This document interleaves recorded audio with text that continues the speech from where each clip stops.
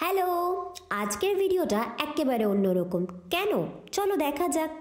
আজকে আমি বানাচ্ছি এই শাকটা। এটা হচ্ছে ছোলা শাক। শীতকালেই আমাদের বাজারে এই শাকটা দেখতে পাওয়া যায়।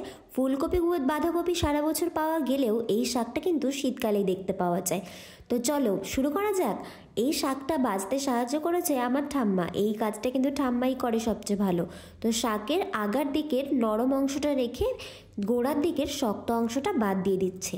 দেখো ভালো করে তোমরা দেখে নাও, সামনের দিকে যে নরম অংশটা আছে সেটাকে হাতের মুঠোয় রেখে বাকি অংশটা ফেলে দিচ্ছে। শাকটা কাটার মধ্যেও কিন্তু একটা ট্রিক আছে। এইভাবে হাতের মুঠোয় করে শাকটাকে নিয়ে তারপর মাঝখান থেকে একবার কেটে নিয়ে আর একবার মুঠো করে একদম হাতের মধ্যে রেখে ঝিরিঝিরি করে এটাকে কাটতে হবে।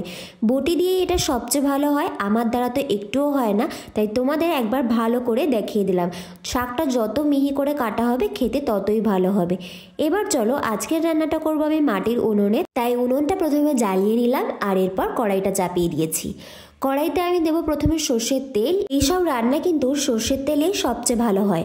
তো তেলটা প্রথমে ভালো করে গরম করে নেব আর তারপর দিয়ে দেব একটা মাছের মাথা। এখানে আমি রুই মাছের মাথার ব্যবহার করেছি আর এই মাছের মাথা দিয়ে আমি বানাবো ছোলা শাকের ঘন্ট। তো মাছের মাথার মধ্যে সামান্য নুন আর হলুদ গুঁড়ো দিয়ে দিয়েছি। এবার উল্টে পাল্টে মাছের মাথাটাকে খুব ভালো করে ভেজে নেব।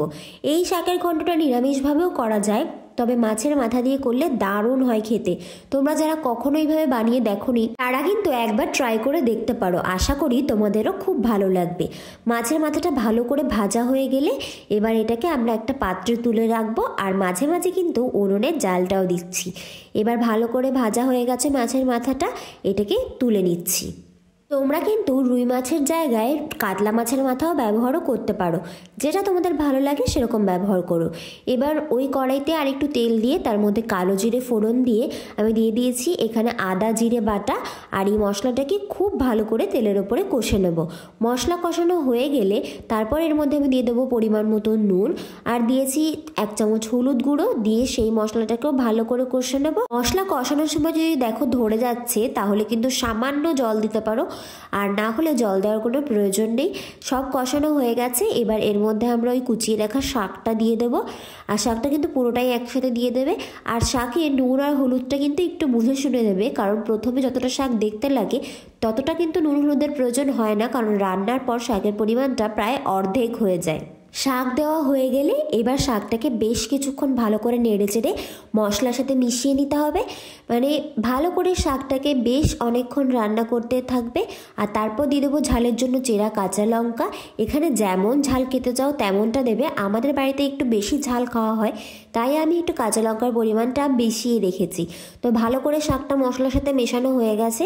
এরপর আমরা যে মাছের মাথাটা ভেজে রেখেছিলাম সেটা শাকের মধ্যে দিয়ে দেবো আর খুন্তির সাহায্যে এটাকে খুব ভালো করে একটু ভেঙে দেবো, যাতে পুরো শাকটার মধ্যে এর কাঁটাটা একটু ছড়িয়ে যায়। যাদের মাছের মাথায় সমস্যা বা এই কাটাকুটি মুখে পড়লে অসুবিধা হয় তারা কিন্তু মাছের ডিম দিয়েও এটা একবার ট্রাই করে দেখতে পারো। আশা করি ভালো লাগবে। আর যদি তোমরা সেই রেসিপি দেখতে চাও তাহলে আমাকে কমেন্ট করে জানিও। শাকটা এরকম ভাজতে ভাজতে যখন দেখবে এরকম রঙটা গাঢ় সবুজ থেকে এরকম একটু কালচে সবুজ হয়ে গেছে, তখন তার মধ্যে একটু চালের গুঁড়ো জলে গুলে দিয়ে দিতে হবে। আর তারপর এটাকে ভালো করে মিশাতে হবে বেশ কিছুক্ষণ, ওই 5 থেকে 10 মিনিট মতো। ভালো করে মেশানো হয়ে গেলেই আমাদের শাকের ঘন্ট একেবারে তৈরি। আমরা এবার এটাকে একটা পাত্রে তুলে নেব। এই শাক খেতে যারা পছন্দ করো না তারা একবার অন্তত এইভাবে খেয়ে দেখো। গরম ভাতে এই শাকের ঘন্ট দুর্দান্ত লাগে খেতে। আর তোমাদের যদি পুরো ভিডিওটা ভালো লেগে থাকে তাহলে অবশ্যই একটা লাইক করে দিও আর চ্যানেলটা সাবস্ক্রাইব করে বেল আইকনটা ক্লিক করে রেখো। আর তোমরা যদি কোনো নতুন রেসিপি আমার চ্যানেলে দেখতে চাও তাহলে সেটা অবশ্যই কমেন্ট করে জানিও। আমি সেটা অবশ্যই বানানোর চেষ্টা করব। আর ভিডিওটা ভালো লাগলে তোমার চেনা পরিচিত বন্ধু বান্ধব বা পরিবারের সাথে শেয়ার করে নিও। দেখা হবে নতুন একটা ভিডিওতে। টাটা।